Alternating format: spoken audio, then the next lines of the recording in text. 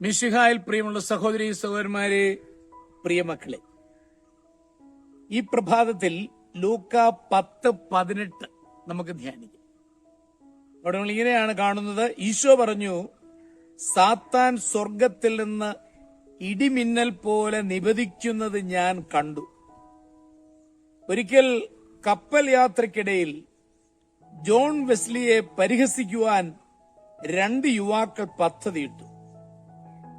ഒരാൾ പറഞ്ഞു, അറിഞ്ഞോ, ഇന്നലെ പത്രത്തിൽ വാർത്തയുണ്ട്, പിശാച് മരിച്ചെന്ന്. തന്നെ പരിഹസിക്കുകയാണ് യുവാക്കളുടെ ലക്ഷ്യം എന്ന് മനസ്സിലാക്കിയ വെസ്ലി അവരുടെ തോൾ കൈയിട്ട് ദുഃഖഭാവത്തിൽ പറഞ്ഞു, പാവം, നിങ്ങൾ ഇനി അനാഥരായി പോയി അല്ലേ മക്കളെ. ആ മറുപടി കേട്ട് കപ്പൽ ജോലിക്കാർ ഒന്നടങ്കം പൊട്ടിച്ചിരിച്ചുപോയി. യുവാക്കളുടെ ഇളിഭ്യത പറയാതിരിക്കുകയാണ് ഭേദം. ഭക്തനും നിരീശ്വരനും മതം പ്രധാനമാണ്. ഒരാൾ മതത്തെ സ്നേഹിക്കുന്നു, മറ്റവൻ മതത്തെ ദ്വേഷിക്കുന്നു. അതെ, സാത്താന്റെ പ്രവർത്തനങ്ങൾ സജീവമാണ്.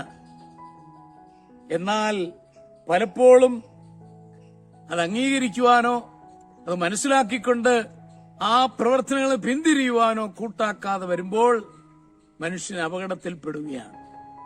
അതിനൊരിക്കലും ഇടവരാതിരിക്കട്ടെ.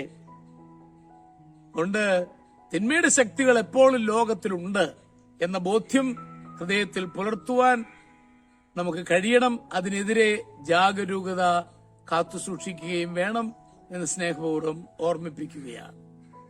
നമ്മുടെ കർത്താവ് ഈശോ മിശിഹായുടെ കൃപയും പിതാവായ ദൈവത്തിന്റെ സ്നേഹവും പരിശുദ്ധാത്മാവിന്റെ സഹവാസവും പരിശുദ്ധ അമ്മയുടെ മധ്യസ്ഥതയും നിങ്ങളെല്ലാവരോടും കൂടി ധാരാളമായിട്ടുണ്ടായിരിക്കട്ടെ, എപ്പോഴും എപ്പോഴും എന്നേക്കും.